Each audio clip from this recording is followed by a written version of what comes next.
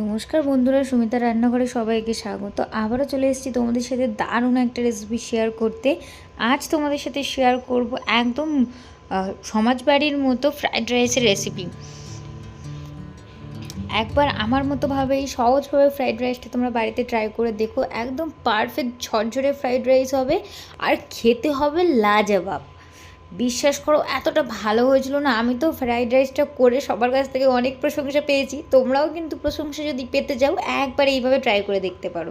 প্রথমে দেখো, আমি একটু বিরিয়ানির বড় চালটা নিয়েছি। এবার চালটা ভালো করে ধুয়ে কিছুক্ষণ ভিজিয়ে রেখেছিলাম। তারপরে জল দিয়ে জলের মধ্যে স্বাদ মতো একটু লবণ, মানে চালটায় একটু বেশি করে লবণ দিলেই হবে, ভাতটা একটু লবণ হলে ভালো লাগবে খেতে, দিয়ে এবারে তার মধ্যে একটু তেজপাতা, গোটা গরম মশলা দিয়ে আমি চাপা দিয়ে জলটা দেখো ফুটে এসছে হালকা হয়ে। এবার আমি একটা লেবু চিপে দিয়ে দিচ্ছি, তাতে ভাতটা একদম সাদা হবে। এবার দেখো ভাতটা একটু নাড়িয়ে দিয়ে আবার একটু চাপা দিয়ে দেখো আমি রান্না করে নেব ভাতটা 80% সিদ্ধ হওয়া পর্যন্ত। ভাতটা প্রপার কুক করবে না, প্রপার কুক করলে ভাতটা যখন ফ্রাই করব তখন ভাতটা একদম গলে গেলে নাড়তে পারবে না, মানে ভাতটা জড়িয়ে যাবে। আর বেশি হলে লম্বা লম্বা ভাত তো দেখতে খুব ভালো লাগে, কিন্তু যদি বেশি হয়ে যায় তাহলে ওটা ভেঙে যাবে। এদিকে দেখো আমি ভাজার জন্য মানে যে সবজিগুলো আমাদের লাগবে সেগুলোকে আমি কুচি করে নিয়েছি, যেমন গাজর, বিন কড়াই আর কিছুটা মটরশুঁটি আমি ছাড়িয়ে নিয়েছি। এবার কড়াইতে বেশ কিছুটা সাদা তেল গরম করতে দিয়ে আমি দেখো কেটে রাখা বিন কড়াই দিয়ে আর দিচ্ছি আমি কেটে রাখা গাজর কুচি দিয়ে একদম বেশ ভালো করে একটু ভাজবো। আর আমি ক্যাপসিকামও কুচি করে নিয়েছি। এবারে আমি দেখো গাজর আর বিনসটা একটু হতে সময় লাগে, ওই জন্য একটু আগে দিয়ে দিলাম, একটু স্বাদ মতো লবণ দিয়ে ওটা একটু ভালো করে একটু মানে ভেজে নেব। গাজর আর বিন কড়াইটা দেখো আমি সুন্দর করে ভেজে নিয়েছি। এবার আমি মটরশুঁটিগুলো দিয়ে আবারও একটু বেশ ভালো করে একটু ভেজে নেব। এবারে আমার সব কিছু ভাজা হয়ে গেছে, উপর দিয়ে আমি ক্যাপসিকামটা দিয়ে দিচ্ছি। আর ক্যাপসিকামটা দেওয়ার পরে তোমরা 1 থেকে 2 মিনিট নাড়াচাড়া করে নামাবে, কারণ ক্যাপসিকামটা গলে গেলে খেতে ভালো লাগে না। ক্যাপসিকামটা একটু মানে ক্রিস্পি থাকলে খেতেই ভালো লাগে। এবার একটু হালকা করে চিনি দিয়েছি, কারণ ফ্রাইড রাইসটা একটু মিষ্টি হবে তো, তাই সবজির মধ্যে একটু চিনি দিলে, চিনিটা একটু গলিয়ে নিলে সবজির সঙ্গে ভাতটা যখন মিশবে তখন খেতে আর একটু ভালো লাগবে, ওই জন্য আমি দিলাম। তোমরা এটা নাও দিতে পারো। এবার দেখো বেশ অনেকটা ফের সাদা তেল দিয়ে দিয়েছি, দিয়ে আমি একটু গোটা গরম মশলা ফোড়নে দিয়ে আমি এর মধ্যে কাজু কিশমিশটা দিয়ে দেবো। কাজু কিশমিশটা দিয়ে বেশ ভালো করে ভেজে নেব।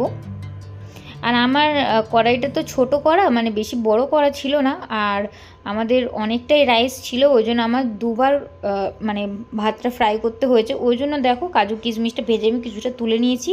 এবার ওর মধ্যে কিছুটা ভাত দেব, যতটা পরিমাণে কড়াইতে মানে ধরবে ততটা পরিমাণে আমি এখানে ভাত দিয়েছি, মানে দুভাগে করে নিয়েছি। এবার উপর দিয়ে কিছুটা গরম মশলা গুঁড়ো আর একটু 2 চামচ ঘি আর একটু স্বাদ মতো চিনি দেব, আর দেব ওই ভেজে রাখা সবজিগুলো। আর আমরা তো ফ্রাইড রাইসটা খেয়েছিলাম চিকেন চাপ দিয়ে, চাপটা একটু হালকা ঝালঝাল করেছিলাম আর ফ্রাইড রাইসটা একটু মিষ্টি মিষ্টি করেছিলাম, মানে কম্বিনেশন, বেস্ট কম্বিনেশন। মানে আমরা তো খুব তৃপ্তি করে খেয়েছি আর সবাই আমার খুব প্রশংসা করেছে রান্নার।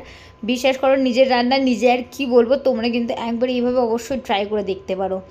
এবার ভাতটার সাথে সব কিছু আমি 5 থেকে 6 মিনিট একটু ভালো করে ফ্রাই করে নেব।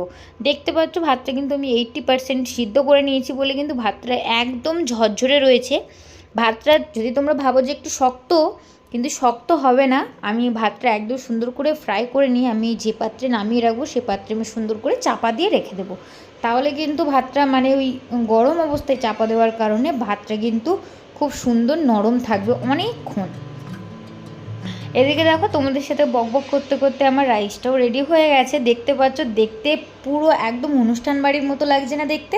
খেতে দুর্দান্ত হয়েছিল। আমি আবারও বলছি, বাড়িতে একবার অবশ্যই ট্রাই করে দেখো।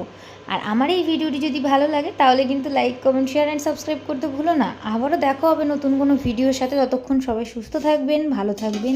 ধন্যবাদ।